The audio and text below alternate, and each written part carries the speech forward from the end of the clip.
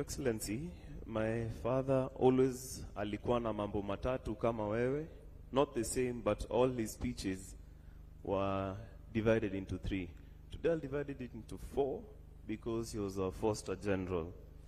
Firstly, you've heard from Bishop Lele, Bible, which was his most precious possession.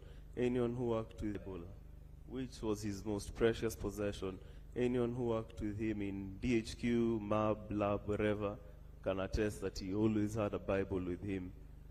And I am hoping they're able to retrieve it from the accident. I'd want to keep it as a memento. It meant a lot to him. And between me and him, the rest of the family, my mom and my wife, were a bit slow, but we'd always engage in a competition for reading the Bible and discuss the mortality and all these things of life.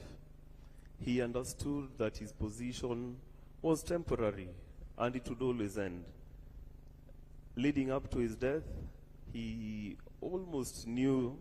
Right now, Mzee is wearing the uniform he donned for number 1 functions, but tomorrow we'll be wrapping him in the sheets. We'll extract him from the casket and lay him in the ground so that he can return to us dust as quickly as possible, just the way he wanted it, and just following the man he admired the most, Jesus Christ. Your Excellency, my father always alikuwa na mambo matatu kama wewe, not the same, but all his speeches were divided into three. Helicopter wreck is his Bible, which was his most precious of the family as well. Right now, Mzee is wearing the uniform he donned for number 1 functions, but tomorrow we'll be wrapping him in the sheets. We'll extract him from the casket and lay him in the ground so that he can return to us dust as quickly as possible, just the way he wanted it, and just following the man he admired the most, Jesus Christ. Your Excellency, my father always alikuwa na mambo matatu kama wewe, not the same, but all his speeches were divided into three.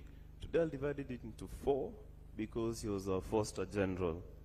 Firstly, you've heard from Bishop Lele about his love for God.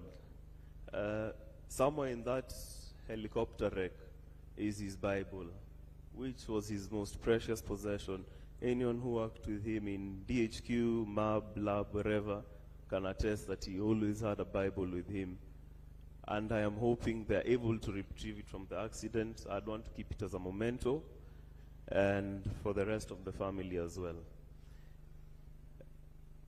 His Bible meant a lot to him, and between me and him, the rest of the family, my mom and my wife, were a bit slow, but we'd always engage in a competition for reading the Bible and discuss the mortality and all these things of life. He understood that his position was temporary and it would always end. Leading up to his death, he almost knew that his time was up, despite having very many plans for the military and for his family. But he spoke in a certain tone that would suggest that, my son, I won't always be here, and you will need to take care of my wife and my other children, which I am more than ready to do, and it will not be a problem. And Matthew 5:3, Beatitudes of Jesus, it says that blessed are the poor in spirit, for theirs is the kingdom of heaven. He was the poorest man in spirit.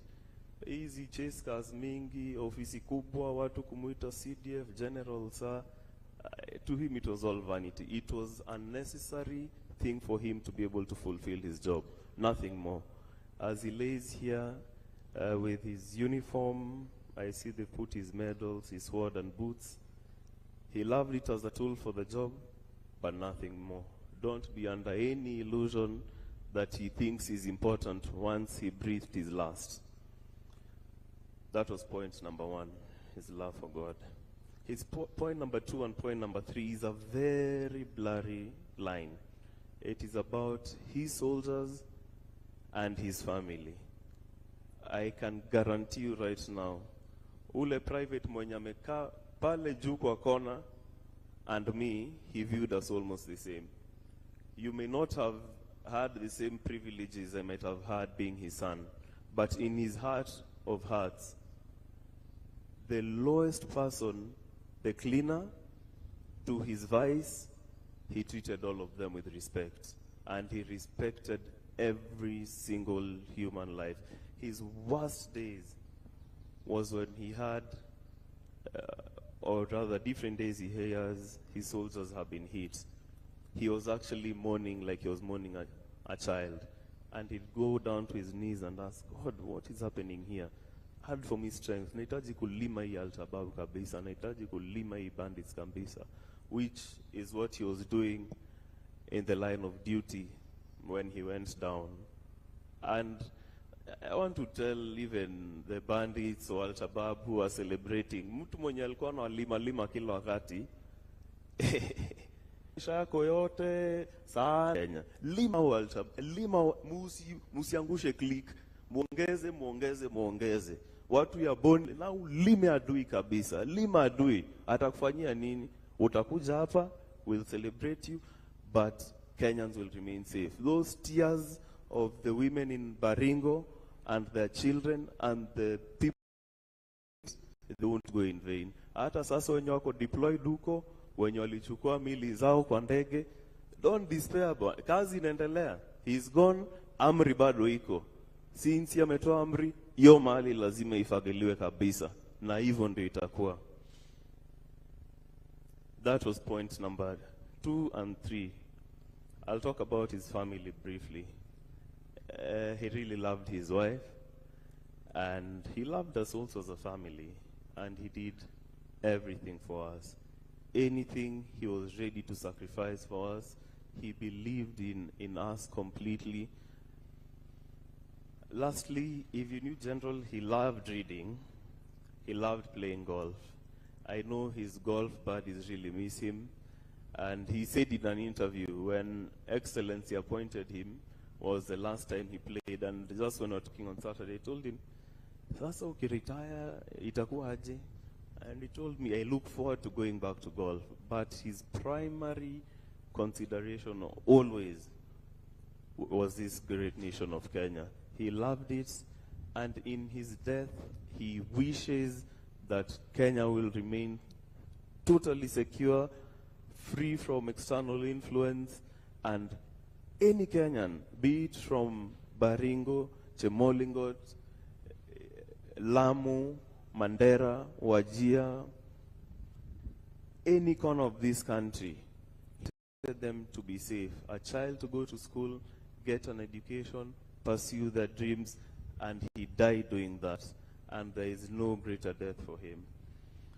He loved, besides his golf reading, I believe, we as a family genuinely believe General had more than 24 hours in a day. Because in a day, Tuesdays and Fridays, in fact, normally here. This Tuesday we were here doing the Defense Forces physical readiness test.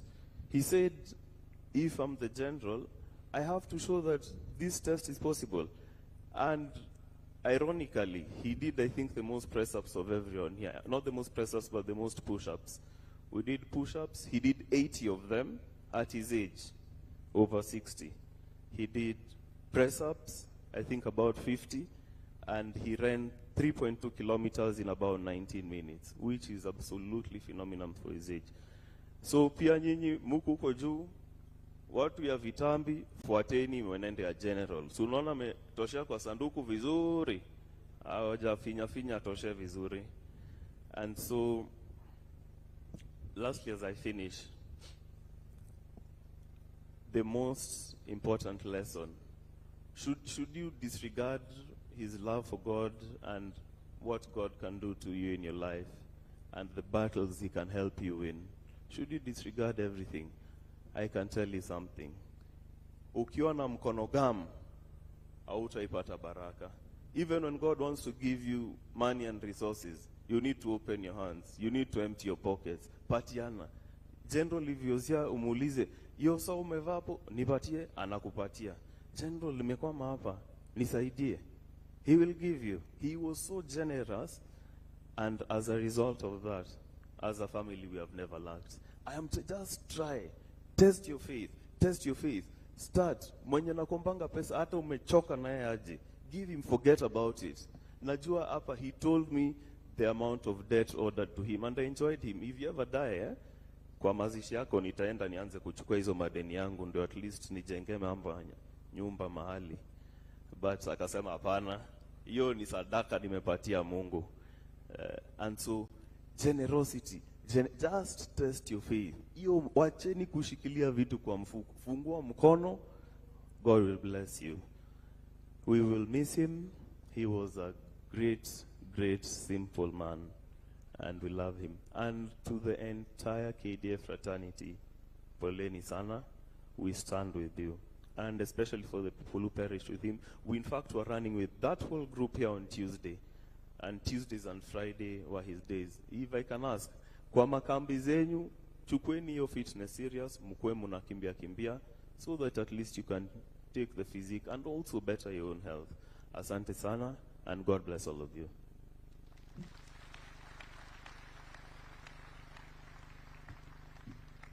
Thank you very much, Joel, for such a rich tribute to your dad, General Francis Omondi Ogolla.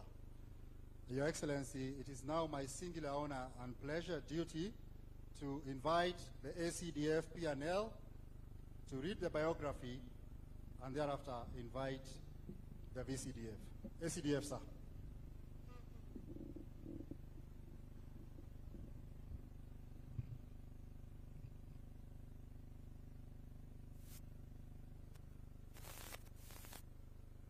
Your Excellency, the President of the Republic of Kenya and Commander-in-Chief of the Defense Forces, sir.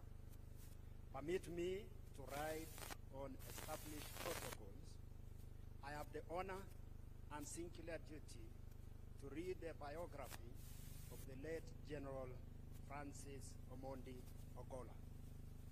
My name is Major General David Ketere, the Assistant Chief of Defense Forces in charge of personnel and logistics. The late General Ogolla was my mentor, and I was directly answerable to him on personnel and logistic matters.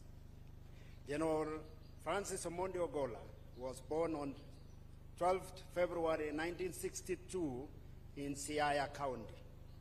He was enlisted into the Kenya Defense Forces as an officer cadet on 2nd May 1984 and commissioned as a second lieutenant on that May 1985, upon which he was posted to Moi Air Base, where he trained as a pilot.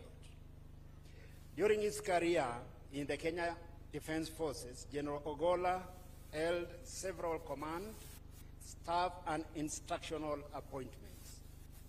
In command, he was appointed the commanding officer, Laikipia Air Base, Tactical Flight Wing in 2007, and also the base commander, Laikipia Air Base, from the year 2008 to 2014. Upon promotion to brigadier on 10th April 2012, he was appointed the Deputy Air Force Commander and later on promoted to a Major General on 13 July 2018 and appointed the Commander, Kenya Air Force. On 23rd July 2021, he was also promoted to the rank of a lieutenant and appointed the Vice Chief of Defense Forces, a position he held till 28 April 2023, when he was promoted to the rank of a general and appointed the Chief of Defense Forces. From my interaction with the late General Ogolla, I can attest that he had the welfare of the Kenya Defense Forces at heart. He ensured that he frequently visited troops in both deep and close operation areas and promptly addressed challenges in the field. He encouraged members of Kenya Defense Forces to keep fit, and this he led by example, by ensuring he attended bi-weekly sporting activities at this complex facility. His last group physical activity was the annual Defense Forces Physical Readiness Test, which was conducted this week on Tuesday, 16 April 2024, on this very ground. Being the Chief of Defense Force, he did not have to attend the exercise,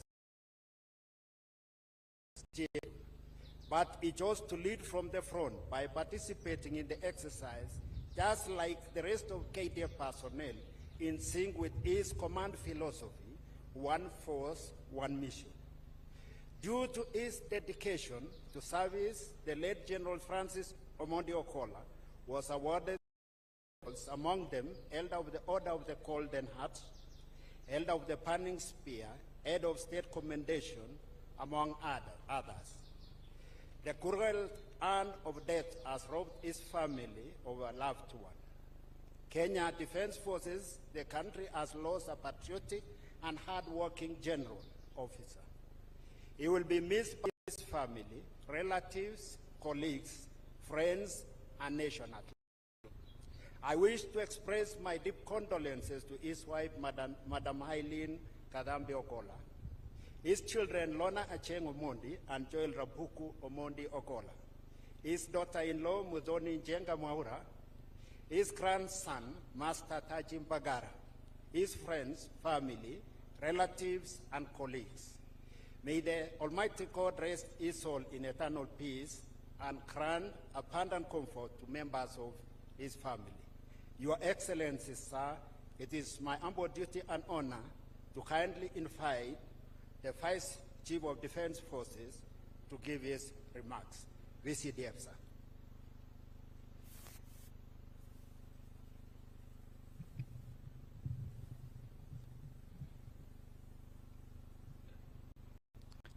Madam Eileen Ogolla and the family of the late General, our CDF, Francis Omondi Ogolla, Your Excellency the President and Commander-in-Chief of the Kenya Defense Forces, Dr. William Samoei Ruto, Her Excellency First Lady Mama Rachel Ruto, Excellency Deputy President, Honorable Rigathi Gachagua, and Mama Dorcas Gachagua, Your Excellency the Prime Cabinet Secretary, Musalia Mudavadi, Speakers of the National Assembly and Senate, Justice and President of the Supreme Court,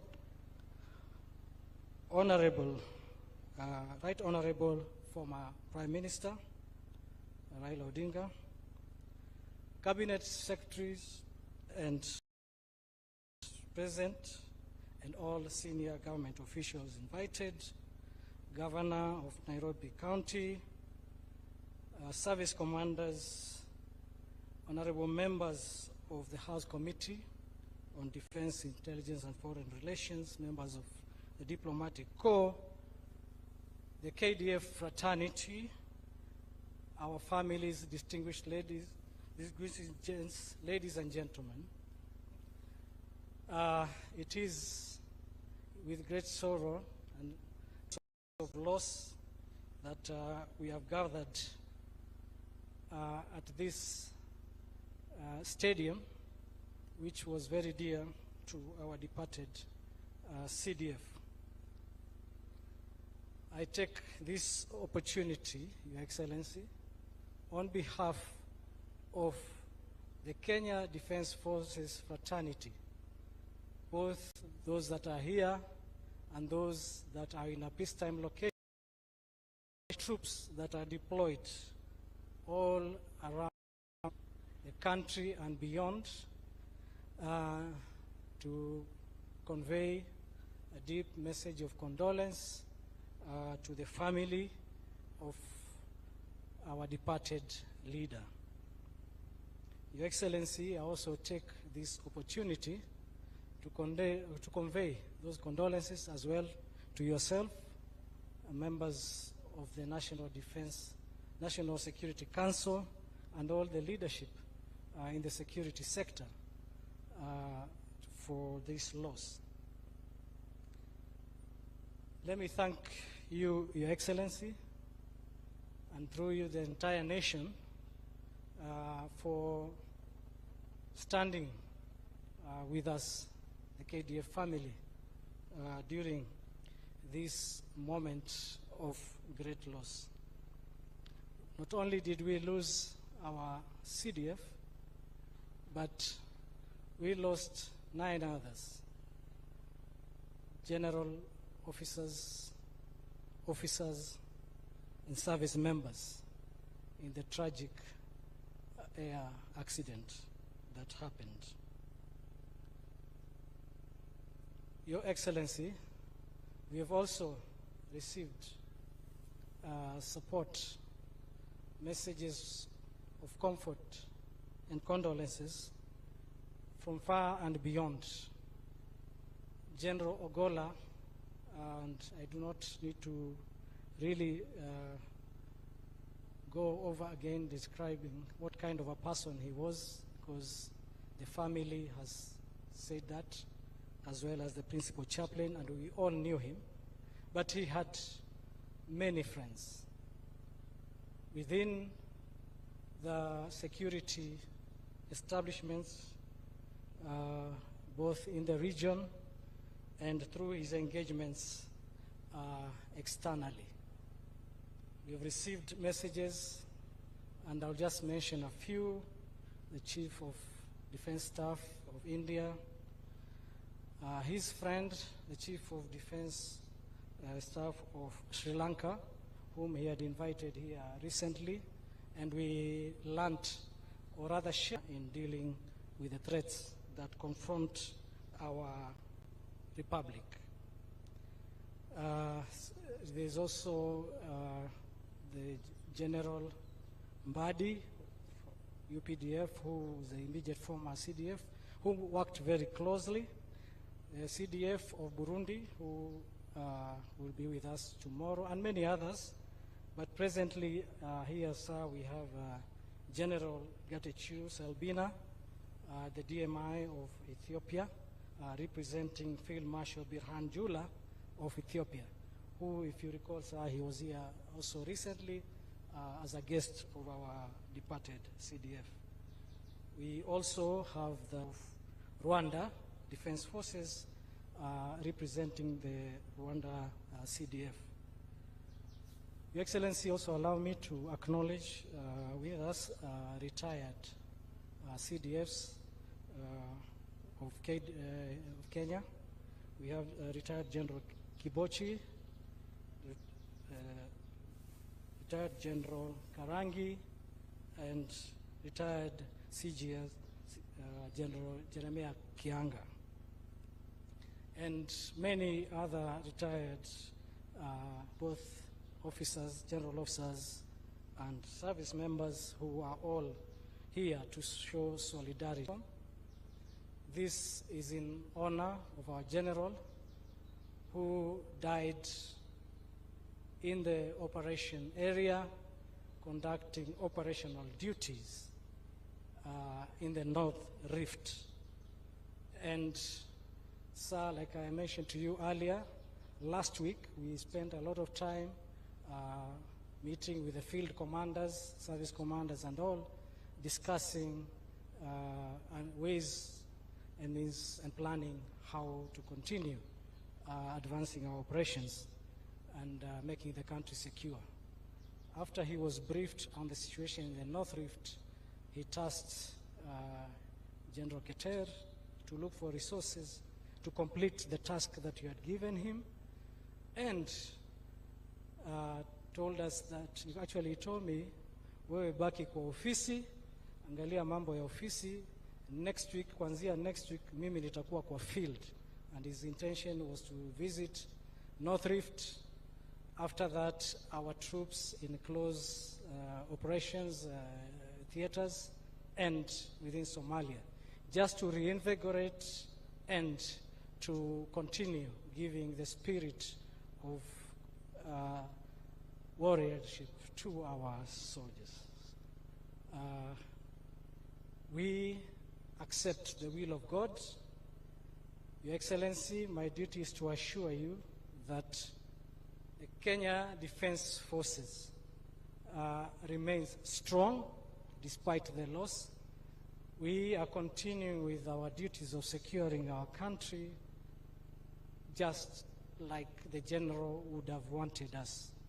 And his passing will only give us the impetus to do more. Sir, you have seen a son of a general. That spirit reflects the general and it transcends to all of us. I will not go into detail again, like I said, but I will just finish by saying that the general was a very visionary leader. He leaves behind with us his visionary, his vision and the documents that we have developed. And leader, he was very fair, firm but very fair when he dealt with situations. He would be considerate of actions before he took them.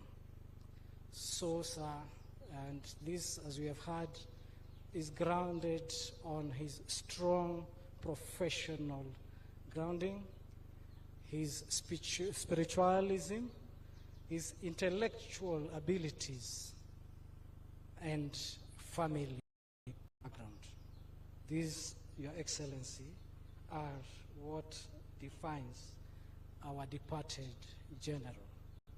So, sir, we felt that this was a good event for the entire KDF and for those that will not be able to continue and with us in the journey to give him his final respect, to come here and send off our general in a very, in this military honors. Thank you, Excellency. And said, let me invite our Cabinet Secretary, who worked closely with General Ogolla as our leader, to give his remarks and continue with the program. Thank you, sir.